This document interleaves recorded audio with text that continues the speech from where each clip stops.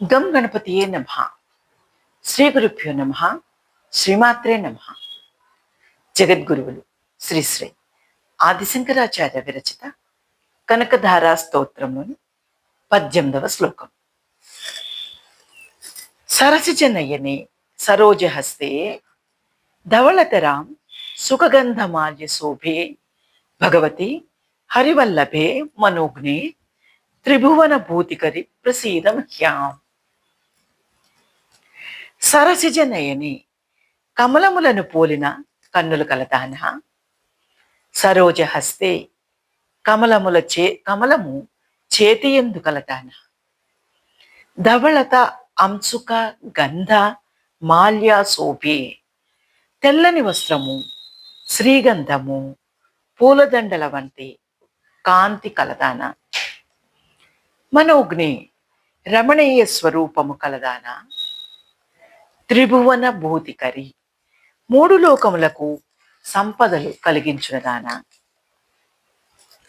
భగవతి పూజింపదగిన మహిమ కలదాన, హరివల్లభే శ్రీ మహావిష్ణువు ధర్మపత్ని, మహ్యం నా కొరకు నాకు ప్రసీద సంపదను అనుగ్రహింపుము.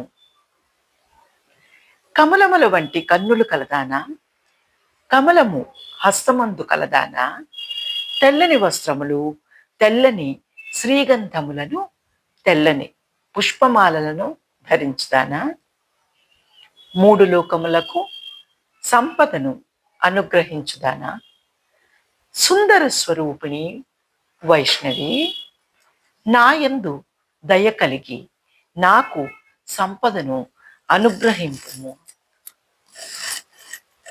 ఓ పద్మనిలయ, పద్మము హస్తమున కలదానా, తెల్లని వస్త్రము గంధమాల్యములు ధరించిన దానా, భగవతి విష్ణుప్రియ మనోజ్ఞరాల ముల్లోకములకును సంపదలను సుకు తల్లి, నా ఎడల అనుగ్రహము చూపుము.